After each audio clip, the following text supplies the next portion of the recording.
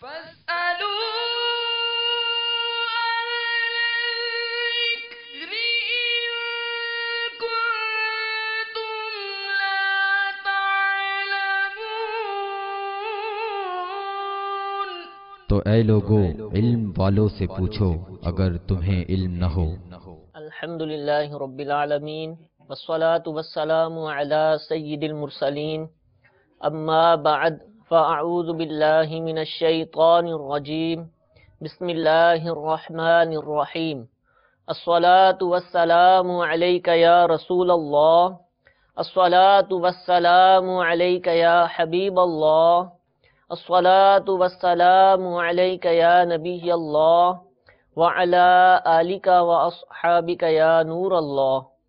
میٹھے میٹھے اسلامی بھائیوں اور مدنی چینل کے ناظرین، دارالفتاح اہل سنت کے ساتھ ایک مرتبہ پھر حاضر ہیں الحمدللہ عز و جل۔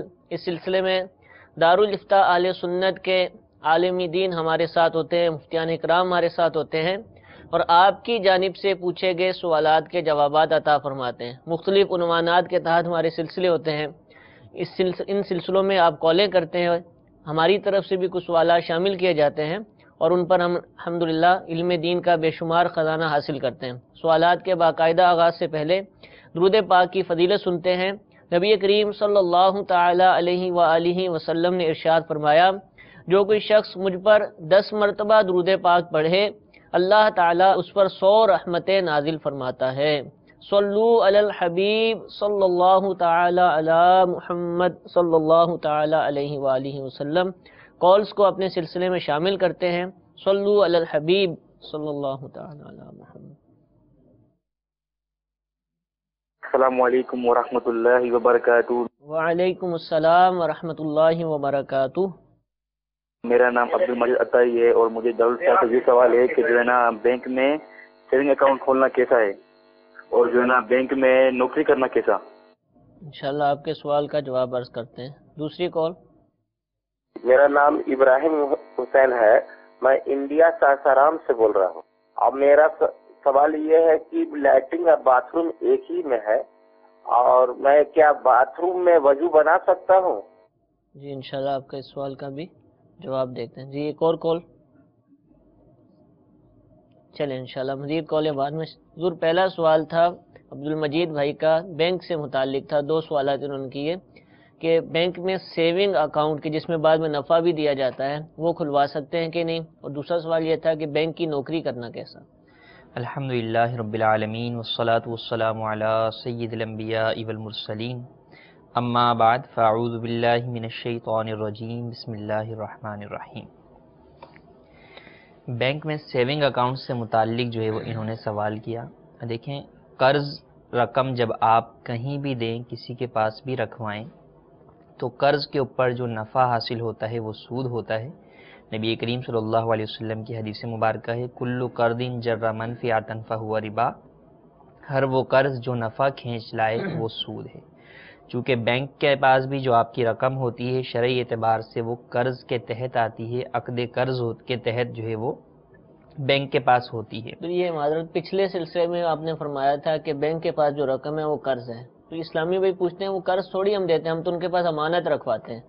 قرض تو وہ ہوتا ہے کہ جو ہم سے کوئی مانگے اس کو چاہیے ہوتے ہیں تو اس کو ہم دیتے ہیں، تو اس کی بھی تھوڑی وضاحت ہاں، فرمائیے۔ تو عقد قرض کے تحت وہ اس لیے آتی ہے کہ امانت کی جو رقم کسی کے پاس رکھوائی جاتی ہے تو وہ امانت کی وہ چیز یا وہ رقم اس کو استعمال کرنے کی اجازت نہیں صحیح۔ ہوتی۔ اگر آپ نے کوئی نوٹ دیا ہے یا کوئی چیز رکھوائی ہے تو وہی چیز وہ اپنے پاس سنبھال کے رکھے گا، جب آپ مانگیں گے آپ کو دے دیں گے۔ ٹھیک ہے، لیکن چونکہ بینک اسے استعمال کرتا ہے، اسی وقت کسی اور کو اٹھا کے دیتا ہے۔ کسی اور کو اٹھا کے دے دیتا ہے، اپنے کاروبار میں لگاتا ہے، مختلف جگہوں پر جو ہے وہ اس کو استعمال کرتا ہے، تو بینک کے پاس یہ رقم جو ہے وہ امانت نہیں ہوتی بلکہ قرض ہوتی ہے۔ اسی لیے اگر بینک کے پاس اگر چوری بھی ہو جائے، کچھ بھی ہو جائے، بینک آپ کو دیندار ہوتا ہے۔ ٹھیک ہے، امانت میں جبکہ ایسا نہ ہو۔ امانت میں ایسا نہیں ہے۔ اگر آپ نے کسی کے پاس امانت رکھوائی ہے اور جو ہے وہ یہ بات ثابت ہوتی ہے کہ اس کے پاس سے چوری ہو گئی اور اس کی کوئی کوتاہی نہیں تھی شرعی اس نے اعتبار حفاظت سے کا پورا انتظام کیا تھا۔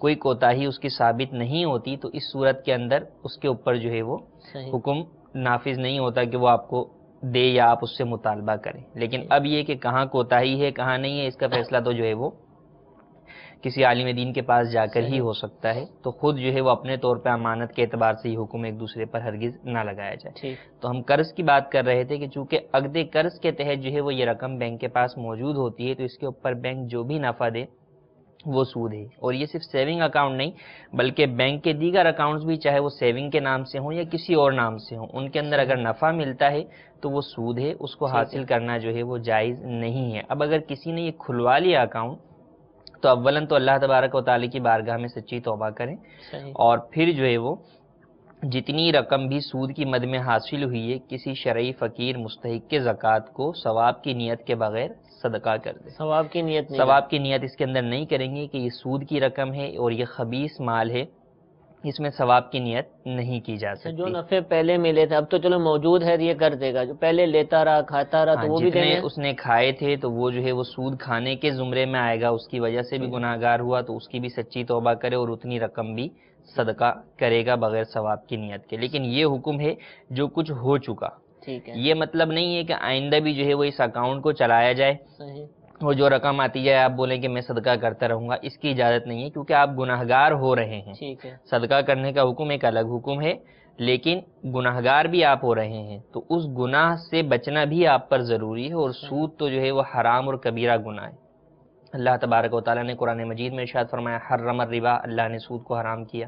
نبی کریم صلی اللہ علیہ وسلم کی احادیث طیبہ سے جو ہے وہ سود کی حرمت ثابت ہے کہ سود کا جو ہے وہ 1 درہم کھانا جو ہے وہ معاذ اللہ عز و جل اپنی ماں سے 36 بار زنا کرنے کے برابر، اور بے شمار جو ہے وعیدات جو ہے وہ یہ سود کی نحوست پر ہے، اور یہ سود کی ہی نحوست ہے جو کہ عالمی معیشت جو ہے وہ تباہ ہوتی چلی آ رہی ہے۔ تو ہم مسلمان ہیں، ہم پر اللہ اور اس کے رسول کے احکامات پر عمل کرنا یہ ضروری ہے، لہٰذا ہمیں چاہیے کہ ہم اللہ اور اس کے رسول کے حکم پر عمل کریں، اور جو حلال ذریعے سے ہمیں ملے اسی پر اکتفا کریں، اسی پہ قناعت کریں، اللہ اسی میں برکت دے گا۔ ٹھیک ہے، اور اللہ تبارک و تعالیٰ جو ہے وہ سود کو جو ہے وہ ہلاک کر دیتا ہے، اور سود جس مال میں مل جاتا ہے وہ اس مال کو بھی ہلاک کر دیتا ہے۔ یمحق اللہ الربا ویربی الصدقات، اللہ قرآن میں فرماتا ہے کہ اللہ جو ہے وہ سود کو مٹا دیتا ہے اور صدقات میں اضافہ کرتا ہے۔ بندہ اگر صدقہ کرے اپنے پاک مال سے، حلال مال سے، طیب مال سے، تو اس سے بندے کے مال کے اندر اضافہ ہوتا ہے۔ زکوٰۃ ادا کرے اپنے مال کی، صدقات واجبہ دیگر ادا کرے، نافلہ ادا کرے، تو اس سے مال میں کمی نہیں ہوتی۔ ظاہراً تو مال جا رہا ہوتا ہے لیکن وہ جانے والا مال پچھلے مال میں برکتیں لے کر آ جاتا ہے۔ تو ہمیں صدقہ و خیرات کا جو ہے وہ ذہن رکھنا چاہیے، اور ہر قسم کے ناجائز مال سے اپنے آپ کو، اپنی اولاد کو، ہر کسی سے بچانا چاہیے، یہ ہم پر ضروری ہے۔ یہ تو تھا کہ بینک سے سود لینا نہیں، ہم بھی لوگ بھی یعنی بینکوں سے قرضے لیتے ہیں، گاڑیاں خریدتے ہیں، مختلف چیزیں ہیں، تو اس میں ان کو واپسی پر زیادہ پیسے لٹانے پڑتے، تو دینے کی اجازت ہے سود؟ سود نہ جو ہے وہ لینے کی اجازت ہے نہ دینے کی اجازت ہے۔ بلا ضرورت شرعیہ سود جو ہے وہ سود ادا کرنا، یعنی سود کے اوپر ادھار لینا یا سود کے اوپر جو ہے وہ لون لینا، قرض لینا، اس کی بھی اجازت نہیں ہے۔ حدیث مبارک میں ارشاد فرمایا لعن اللہ آکل الربا وموکلہ وکاتبہ وشاہدیہ، اللہ تبارک و تعالی نے سود کھانے والے پر، کھلانے والے پر، اس کے لکھنے والے پر، اس کے گواہ بننے والے پر، سب پر لعنت فرمائی۔ ٹھیک ہے، تو اب اس قدر جو ہے وہ شدید جو ہے وہ جرم اور گناہ ہے کہ اللہ تبارک و تعالی نے اس کے اوپر لعنت فرمائی، ایسے شخص کو اپنی رحمت سے دور کر دیا۔ تو اس بات سے اندازہ ہو سکتا ہے کہ کس قدر جو ہے وہ کبیرہ گناہ ہے، لہذا سود دینا بھی حرام ہے اور سود لینا بھی حرام ہے۔ صحیح، تو اس کی ہرگز اجازت نہیں ہے کہ نہ ہی آپ سود جو ہے وہ لے کر اپنے کاروبار کو بڑھائیں، نہ ویسے کسی شادی بیاہ کے جو ہے وہ اخراجات کے لیے جو ہے وہ آپ سود لیں، نہ اور دیگر کاموں کے لیے سود لیں۔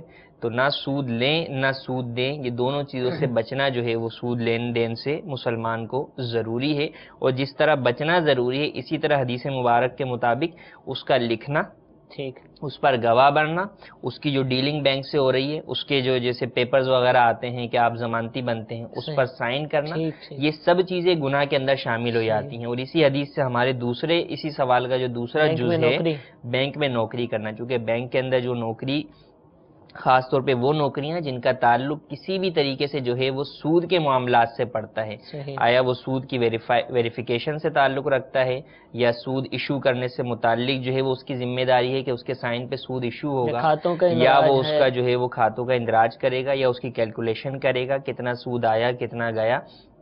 تو یہ سب چیزیں لکھت پڑھت کے اندر آ جائے گی. تو سود جیسا گناہ کے اندر لکھت پڑھت میں یا اور دیگر طریقوں سے معاون بننا، مدد کرنا، تو اس کی بھی شرعاً اجازت نہیں ہے. اللہ تبارک و تعالیٰ قرآن مجید میں مسلمانوں کو احکام ارشاد فرماتا ہے تعاونوا علی البر والتقوی، کہ تقوی اور بھلائی کے، نیکی کے کاموں پہ ایک دوسرے کی تو آپس میں مدد کرو، ولا تعاونوا علی الاسم والعدوان، لیکن گناہ اور زیادتی کے کاموں پر ایک دوسرے کی ہرگز مدد نہ کرو. مسلمان کا یہ کام نہیں ہے کہ گناہ میں دوسرے مسلمان کی مدد کرے، بلکہ اس کو تو چاہیے کہ امر بالمعروف و نہی عن المنکر کے تحت اس کو برائی سے باز رکھے. اگر آپ کے پاس کوئی آتا ہے کہ یار آپ علاقے میں جان پہچان والے ہیں، آپ میرے جو ہے وہ یہ سودی پیپر میرے کو بینک سے لون لینا ہے، اس پر آپ سائن کر دیں، تو آپ سائن نہ کریں، بلکہ آپ تو اسے سمجھائیں کہ میرے بھائی آپ کس گناہ کی طرف جا رہے ہیں، اس سے تو آپ کا گھر برباد ہو جائے گا، آپ کی دنیا اور آخرت برباد ہو جائے گی.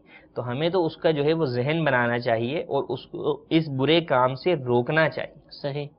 اور اسی طرح نوکریوں کا تعلق ہے تو بینک کی ہر وہ نوکری جس کا تعلق کسی بھی طریقے سے سودی لین دین سے ہو، اس کی ہرگز شرعاً اجازت نہیں ہے.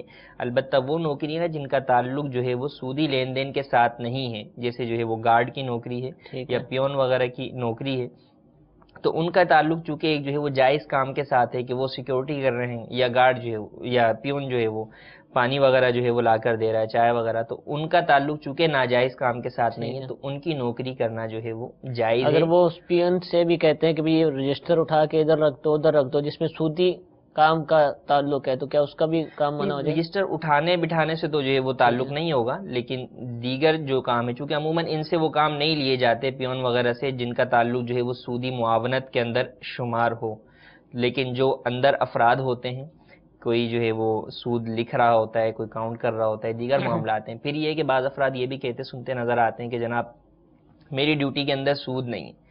دیکھیں یہ بات بھی یاد رکھیں کہ بینک کے اندر عموماً اگرچہ آپ کی اپوائنٹ تو ایک ڈیوٹی پر ہوئی ہے، لیکن جب کوئی دوسرا نہیں آتا تو آپ کو اس کی ڈیوٹی پر بیٹھنا پڑتا ہے. اگر آج یہ نہیں آیا تو آپ کو اس کی جگہ بیٹھ کر سود لکھنا پڑے گا، آپ اس سے منع بھی نہیں کر سکتے.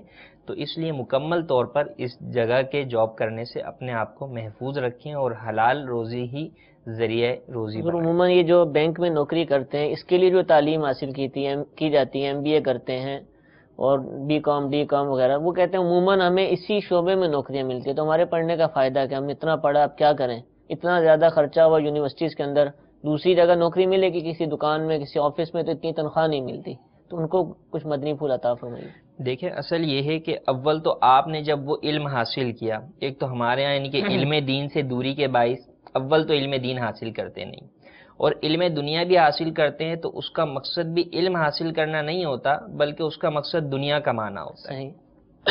تو علم تو ایک علم ہے نا، وہ آپ جو ہے وہ بغیر نوکری کے بھی آپ حاصل کریں گے کہ مجھے ایک معلومات ہونی چاہیے، میں جو ہے وہ حاصل کر لوں، MBA جو ہے وہ کر لوں تاکہ مجھے معلومات ہوں کہ جناب اس میں کیا ہوتا ہے، بینکنگ نظام کیا ہوتا ہے.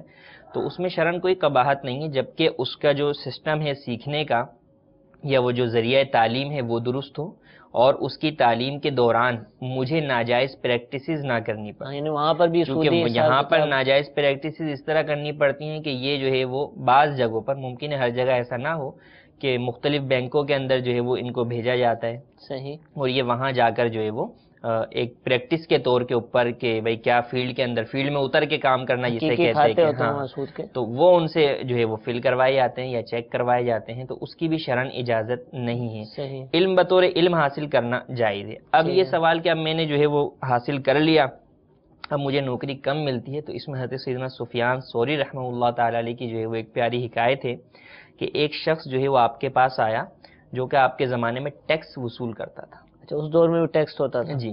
تو اب ٹیکس وصول کرتا تھا، اور عموماً جو ٹیکس کی وصولی ہے وہ ظالمانہ طریقے سے ہی عوام سے ہوتی ہے، جو حکمران جو ہے وہ کرتے تھے. تو اب وہ آیا تو آپ نے اسے فرمایا کہ جو ہے وہ ٹیکس وصولی کی نوکری چھوڑ دو کہ یہ نوکری جائز نہیں ہے. یہی ہم جب کہتے ہیں کسی بھی ایسے فرد کو جو کہ ناجائز نوکری کر رہا ہو، بینک کی کر رہا ہو، کسی اور چیز کی ناجائز کر رہا ہو، تو اس کا آگے سے جواب یہی ہوتا ہے جو کہ اس شخص کا جواب تھا حضرت سفیان ثوری رحمہ اللہ تعالیٰ کو. فرمایا، اس شخص نے کہا کہ علی جان اگر میں یہ نوکری چھوڑ دوں گا تو پھر اپنے بال بچوں کا پیٹ جو ہے وہ کیسے پالوں؟ میں تو ایک نوکری پہ لگا ہوا ہوں، رزق مل رہا ہے، نوکری مل رہی ہے، اسی سے بال بچوں کے سارے اخراجات پورے ہو رہے ہیں، انہیں کھانا پینا سب کچھ پورا ہو رہا ہے.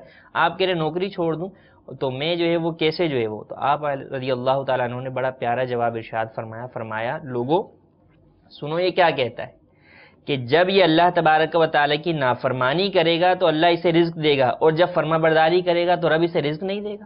اللہ اکبر۔ یعنی جب آپ اللہ تبارک و تعالیٰ کی زمین پر رہتے ہوئے اللہ کی نعمتوں سے جو ہے وہ لطف اندوز ہوتے ہوئے اس کی نافرمانی کر رہے ہیں، پھر بھی وہ اپنی نعمتیں آپ کو دے رہا ہے، تو آپ سوچیں کہ اگر اللہ تبارک و تعالیٰ کی فرما برداری کریں گے تو رب تعالیٰ کیوں نہیں آپ کو جو ہے وہ نعمتیں دے گا، کیوں نہیں آپ کو رزق دے گا؟ یعنی وہ رزق آپ کی قسمت میں تھا، طریقہ آپ اچھا اپناتے تو طریقہ آپ اپنا اچھا اپناتے۔ ابتداً ممکن ہے کہ آپ کو جو ہے وہ کم والا جو ہے وہ روزگار ملے، اگر جو ہے وہ آپ کو بینک میں 50,000 کی مل رہی تھی تو ممکن ہے آپ کو کسی جگہ جائز پوسٹ کے اوپر جو ہے وہ آپ کو 25,000 کی ملے، صحیح، لیکن اس 25,000 کے اندر جو برکت ہوگی وہ 50,000 سے کہیں زیادہ ہوگی۔ سبحان اللہ۔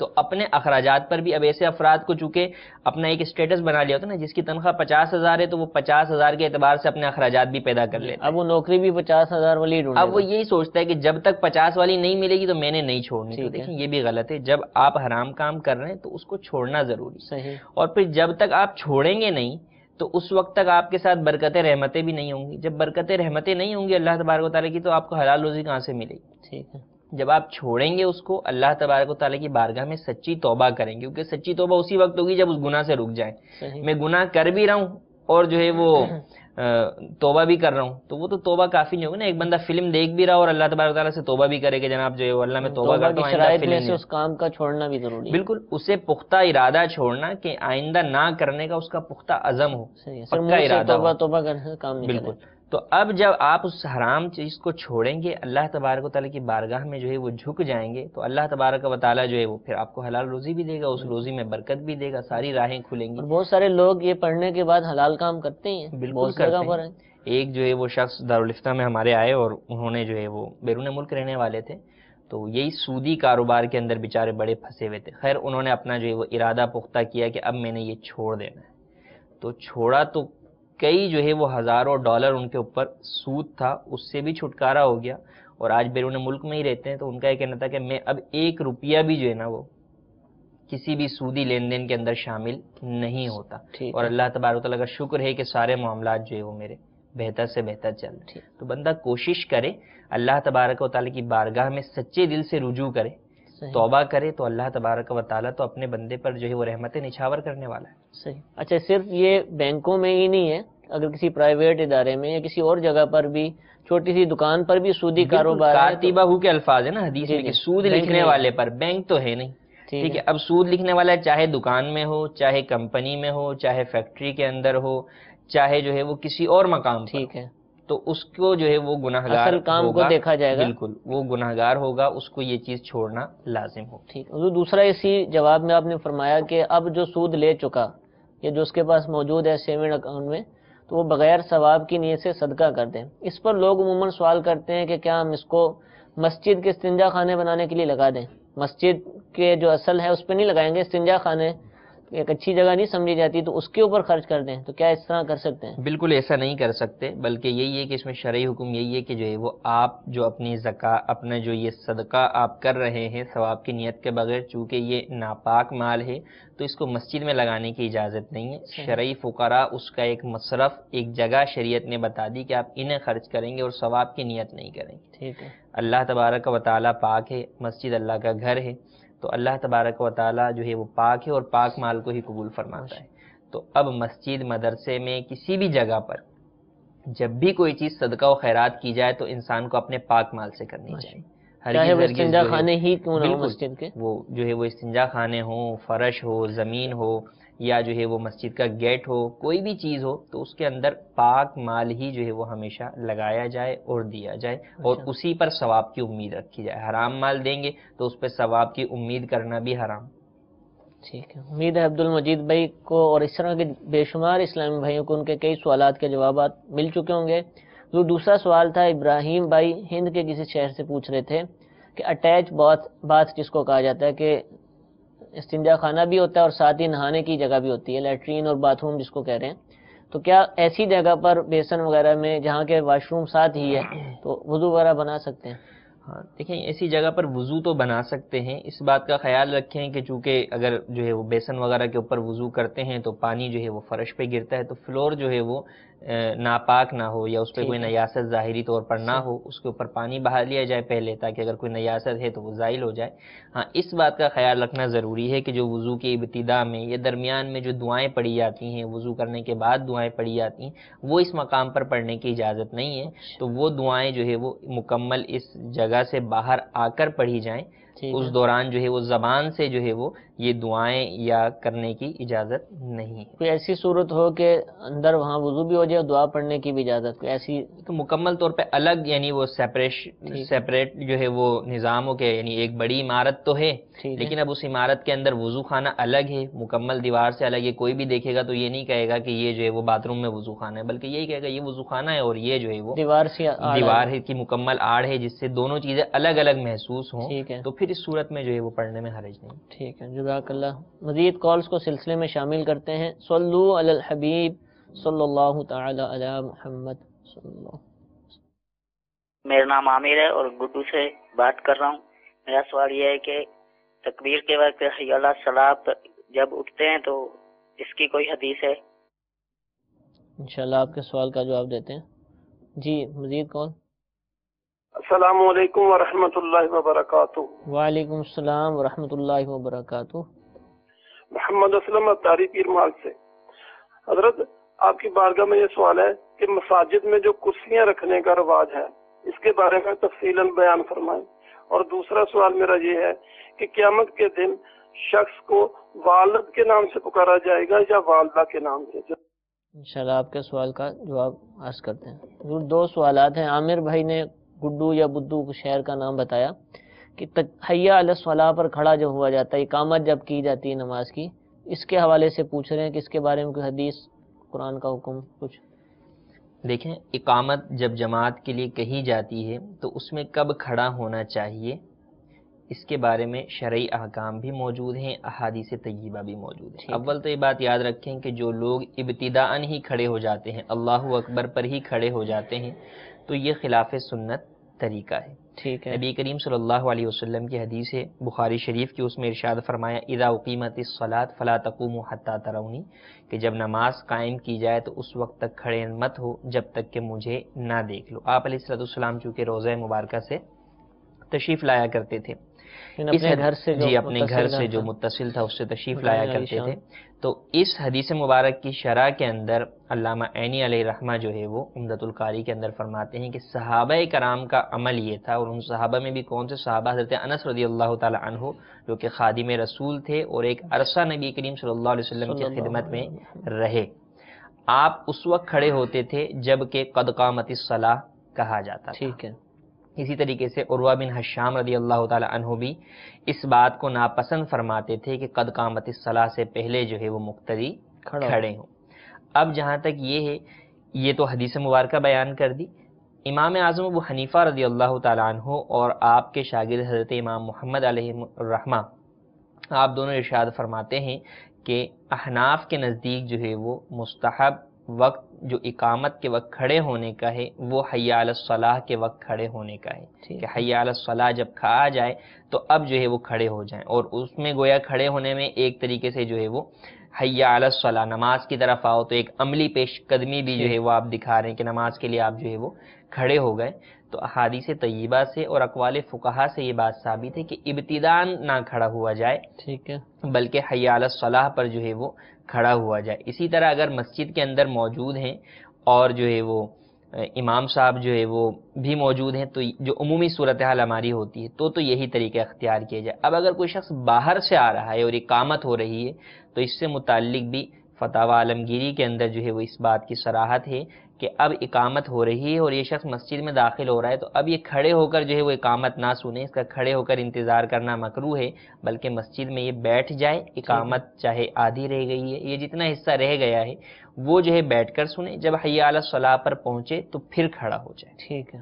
تو سنت طریقہ یہی ہے کہ حی علی الصلاۃ پر جو ہے وہ کھڑا ہوا جائے، اور ابتدا سے کھڑا ہو جانا یہ خلاف سنت ہے اور احناف کا طریقہ کار ہرگز نہیں ہے۔ اگر امام صاحب کھڑے ہیں، پیچھے سے آ رہے ہیں اور وہ کھڑے ہیں تو اب بھی ہاں، اب اگر امام صاحب جو ہے وہ پیچھے سے آ رہے ہیں اور اقامت شروع ہو گئی ہے تو اس صورت کے اندر امام جس صف سے گزرتا چلا جائے گا ٹھیک ہے، اس صف کے لوگ جو ہے وہ کھڑے ہوتے بقیہ چلے جائیں گے۔ اور اس کی کئی صورتیں ہیں، لیکن عموماً جو ہمارے یہاں صورتحال درپیش ہوتی ہے وہ یہی ہوتی ہے کہ امام صاحب موجود ہوتے ہیں، جی، امام وہ صاحب خود بھی- پیچھے سے بھی آئیں تو وہ خود بھی بیٹھ ہاں، وہ جاتے ہیں۔ خود بھی بیٹھ جاتے ہیں، وہ حی علی الصلاۃ پہ ٹھیک یہی ہے، جو کھڑے ہوتے ہیں۔ ٹھیک تو ہے، اس صورت کے اندر یہی حکم ہے کہ حی علی الصلاۃ پر جو ہے وہ کھڑا ہوا جائے۔ ٹھیک ہے، جزاک اللہ۔ حضور دوسرا سوال اسلم بھائی پیر محل سے، مساجد میں کرسی رکھی جاتی ہے اور اس پر نماز پڑھی جاتی ہے، تو اس کے حوالے سے فرما رہے ہیں کہ تفصیلاً ارشاد فرمائیں۔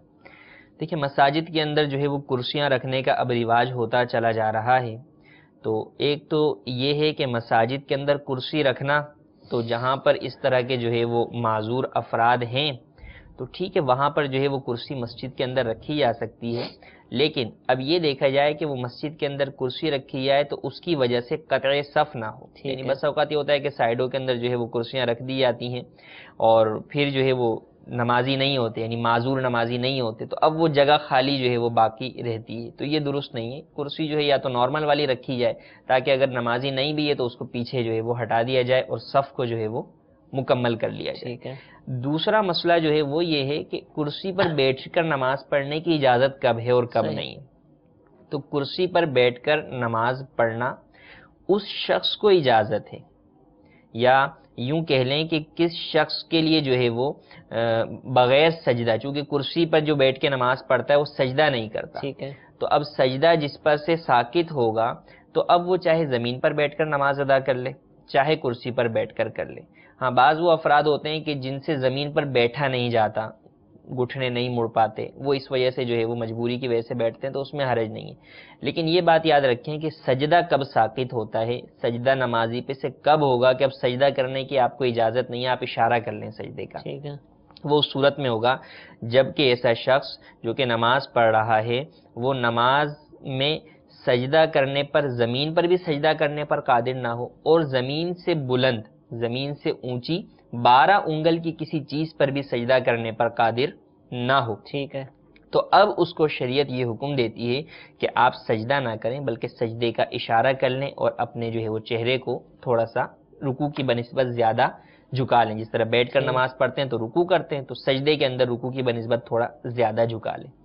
جو ایسا شخص ہوگا جس پر سے سجدہ ساقط ہو جائے گا تو اس پر سے قیام بھی ساقط ہو جائے گا، اس کے لیے قیام فرض نہیں رہے گا۔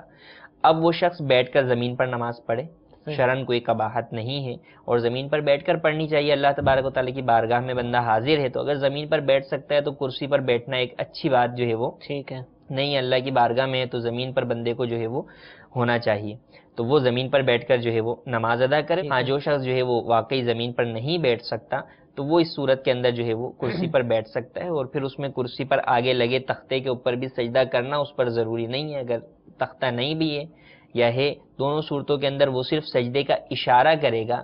اگر کوئی یہ سمجھتا ہے کہ میں اس کے اوپر ہاتھ رکھ کے اور سر رکھ کے سجدہ کر رہا ہوں تو یہ سجدہ ٹھیک ہے، حقیقی سجدہ نہیں ہے، بلکہ یہ اشارہ ہی ہے سجدے کا، جس کو شرعاً اس کی اجازت ہوگی اسی کے لیے۔ صحیح۔ اب اگر کوئی شخص ہے کہ پورا سجدہ تو نہیں کر سکتا لیکن 6 انگل کی کوئی چیز اگر وہ رکھ لے اس پہ سجدہ کر سکتا ہے تو اب اس کے لیے کرسی پر بیٹھنے کی اجازت نہیں ہوگی، اس کے لیے یہ حکم ہوگا کہ وہ کھڑے ہو کر، اگر کھڑے ہونے پر قادر ہے تو نماز ادا کرے اور سجدے کے اندر جو ہے وہ 6 انگل کی بلند چیز کے اوپر اچھا، سجدہ کرے۔ سجدہ نہیں کر سکتا لیکن کھڑا ہو سکتا ہے، تو اب کھڑا ہونا ضروری ہے؟ نہیں، اب کھڑا ہونا ضروری نہیں ہے۔ اگر سجدہ ساقط ہو جاتا ہے اس پر سے تو اس صورت میں کھڑا ہونا بھی قیام بھی ساقط ہو جائے گا، اب وہ بیٹھ کر بھی پڑھ سکتا ہے۔ ٹھیک ہے، تو اس بات کا خیال رکھیں کہ ہمارے بہت سے افراد جو کہ کرسیاں، یعنی کرسیاں آ گئی ہیں تو اب لوگوں نے بیٹھنا بھی شروع کر دیا ہے، پہلے جو ہے وہ نہیں تھیں تو لوگ زمین پر بیٹھ کے نماز پڑھا کاروباری لوگ کرتے انہوں تھے۔ نے تختے اور مختلف انداز کی کرسیاں میں شروع یعنی کر اس دی۔ چیز کے اندر اس بات کو ہر کوئی سوچے کہ اللہ کی بارگاہ میں آیا ہوں، میرا انداز کیا ہونا چاہیے، صحیح۔ رب تعالیٰ کی بارگاہ کے اندر کیا میرا یہ انداز ہونا چاہیے۔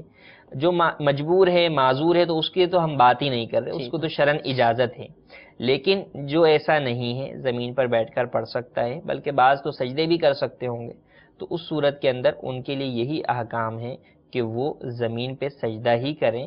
اگر ان کو یہ مسئلہ ہے کہ اولاً جو ہے وہ کھڑے ہو جاتے ہیں، کھڑے ہو کر بیٹھ جاتے ہیں، پھر ان سے اٹھا نہیں جاتا، وہ اس لیے کرسی پر بیٹھ کر پڑھتے ہیں، تو ان کو یہی کہا جائے گا کہ آپ نہ اٹھیں دوسری رکعت کے اندر اگر آپ نہیں اٹھ سکتے، لیکن آپ سجدہ زمین پر کریں تاکہ جو سجدہ ایک فرض ہے وہ درست طریقے سے آپ کا ادا ہو۔ ٹھیک ہے، خلاصہ یہ کہ جس پر جو سجدہ نہیں کر سکتا، اور سجدہ نہ کرنے سے مراد یا تو یہ کہ زمین پر وہ سر لگا کر جو اس کی تکلیف ہے کچھ بھی، یا پھر 12 انگل تک آگے کی جگہ اٹھی ہے تب بھی وہ اگر کر سکتا ہے تو سجدہ ساکت نہیں ہوگا، لیکن اس طرح عموماً ہوتا نہیں ہے۔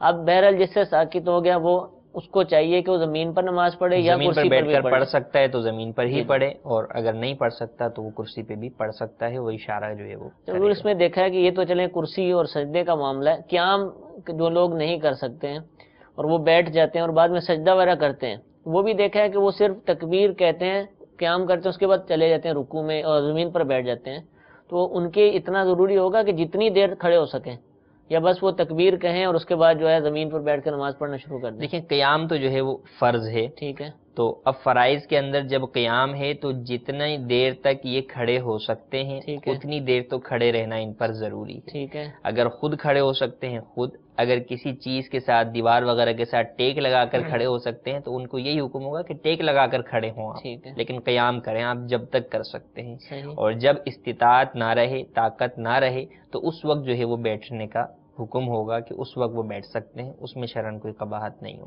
ٹھیک ہے، جو اسلامی بھائی اس طرح کرتے ہیں کہ بیٹھ کر نماز پڑھتے ہیں یا قیام کے معاملے میں مسائل ہیں تو وہ اپنے قریب کسی عالم سے، دارالفتہ اہل سنت کے علماء کرام سے نمبر کے ذریعے کسی بھی طریقے سے اپنے حوالے سے مسئلہ پوچھ لیں، اپنی پوری کیفیت بیان کریں، اس کے بعد ہی فیصلہ کیجئے کہ اب مجھے نماز کیسے پڑھنی ہے۔ کہیں ایسا نہ ہو کہ آپ قیام بھی آپ پر لازم تھا، سجدہ بھی آپ کر سکتے تھے، اور آپ جو ہے سجدے بھی چھوڑی جا رہے ہیں اور قیام بھی چھوڑی جا رہے ہیں، اور قیام اور سجدے کرنا یہ نماز کے اندر فرض ہے، اور فرض چھوڑنے کی وجہ سے آپ کی نمازیں ہی نہ ہو رہی ہوں۔ تو کبھی بھی خود فیصلہ نہ کیجئے، اپنی پوری کیفیت، جیسے ہم بیمار ہوتے ہیں تو ڈاکٹر کو بیان کرتے ہیں، تو ایسے ہی یہ بھی ایک طرح کا عذر ہے، تو اس عذر کے حوالے سے کسی عالم دین سے مشورہ کیجئے، اس کے بعد فیصلہ کیجئے کہ مجھے نماز کیسے پڑھنی ہے۔ یہاں تو اس کا الٹا ہی ہوتا ہے کہ اگر کوئی امام صاحب، کوئی عالم صاحب سمجھا دیں ایسے لوگوں کو کہ بھی آپ بیٹھ کر نماز نہیں پڑھیں بلکہ آپ کھڑے ہو کر پڑھیں، آپ پر قیام فرض ہے، آپ سجدہ کر سکتے ہیں، سجدہ کرنا لازم ہے، تو الٹا ناراض ہو جاتے ہیں، بعض اوقات تو اس مسجد میں نماز پڑھنا چھوڑ دیتے ہیں۔ تو آپ کے اس مسجد سے چلے جانے سے ان امام صاحب پر فرق نہیں پڑے گا، بلکہ آپ کے جو فرائض ہیں جو آپ دوسری جگہ جا کر بھی تو ویسے ہی کرسی پر یا دیگر چیزوں پر نماز پڑھ لیں، تو اس سے آپ کی نماز میں ہو سکتا ہے کہ وہ نماز عند اللہ مقبول نہ ہو۔ تو جو بھی ایسے اسلامی بھائی ہیں ان کو چاہیے کہ علماء کرام سے مشورہ کریں، مشورہ کرنے کے بعد اپنی نماز کا اور دیگر عبادات کے حوالے سے فیصلہ کریں۔ حضور ان کا دوسرا سوال تھا، قیامت کے دن انسان کو کس کے ساتھ منسوب کیا جائے گا، باپ کے ساتھ یا ماں کے ساتھ؟ قیامت کے دن جو ہے وہ آدمی کو اس کے نام اور اس کے والد کے نام کے ساتھ جو ہے وہ پکارا جائے گا۔ حدیث مبارک کے اندر ہے کہ انکم تدعون یوم القیامت باسمائکم و اسماء آبائکم فاحسنوا اسماءکم، کل قیامت کے دن تمہیں تمہارے ناموں کے ساتھ اور تمہارے باپ کے نام کے ساتھ پکارا جائے گا، لہذا اپنے اچھے نام رکھو۔ ٹھیک ہے، تو کل قیامت کے دن جو ہے وہ انسان کو اس کے والد کے نام سے پکارا جائے گا۔ البتہ بعض روایات کے اندر جو ہے وہ یہ بھی آیا ہے کہ ماں کے نام سے بھی جو ہے وہ پکارا جائے گا۔ تو وہ ممکن ہے کہ بعض افراد کے لیے ہو کہ بعض افراد کو ماں کے نام سے پکارا جائے، لیکن راجح قول یہ ہے کہ عمومی طور پر جو ہے وہ والد کے نام سے ہی جو ہے وہ پکارا جائے گا۔ ٹھیک ہے حضور، یہ ابھی جو ہم نے حی علی الصلاۃ اور حی علی الفلاح کے حوالے سے اس پر دوبارہ سوال پوچھا گیا کہ اس میں صحیح وضاحت فرما دیں کہ کھڑا ہونا سنت کس کلمے پر، حی علی الصلاح پر یا حی علی الفلاح پر؟ حی علی الصلاح اور حی علی الفلاح پر کھڑے ہونے سے متعلق یہ ہے کہ حی علی الصلاح پر کھڑا ہونا شروع کیا جائے اور حی علی الفلاح پر جو ہے وہ مکمل کھڑے ہو جائیں۔ دونوں متصل ہی ہوتے ہیں، کھڑے ہونے کی ابتدا کریں حی علی الصلاح پر اور حی علی الفلاح پر جو ہے وہ مکمل قیام جو ہے وہ کھڑے ہو جائیں۔ ٹھیک ہے، جزاک اللہ۔ مزید کالز کو سلسلے میں شامل کرتے ہیں۔ صلو علی الحبیب صلی اللہ تعالی علی محمد۔ محمد اشرف راولپنڈی سے بات کر رہا ہوں۔ میرے ماموں کا ایک مکان تھا، ماموں تھے اور بچوں کے نانا بھی تھے وہ میں نے خرید لیا تھا۔ ان کے 2 بھائی تھے، ان کا وراثت میں جو تھے نا 2 بھائی تھے اور 3 بہنیں تھیں ان کی نا، تو ایک بھائی کو حصہ اس کی قیمت خرید لگا کر اس کو ایک آدھا حصہ اس کو دے دیا، باقی جو تھا نا وہ ہم نے بعد میں اس کو سیل کیا، لیکن کچھ دیر کے لیے اس کو کرائے پہ دیا تھا۔ تو معلومات کرنی تھی کہ وہ جو کرائے کے پیسے آتے تھے اس میں ان 3 بہنوں کا حصہ ہے یا نہیں ہے اس میں؟ نہیں، بس اس کے لیے شرعی رہنمائی فرما دیتی ہے۔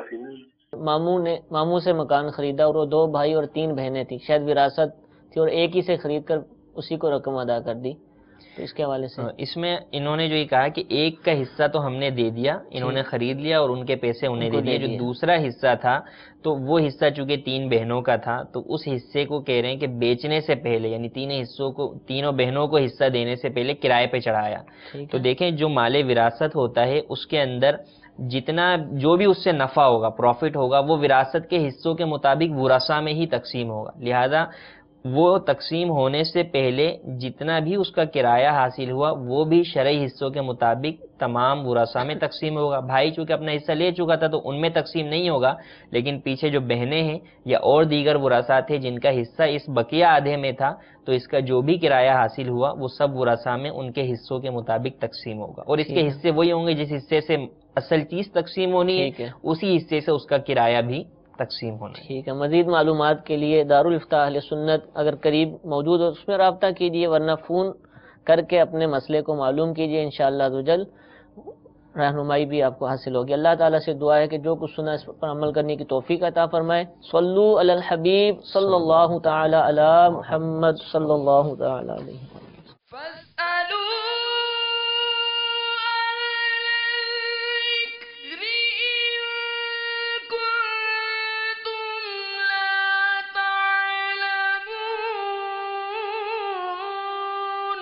تو اے لوگو علم والوں سے پوچھو اگر تمہیں علم نہ ہو۔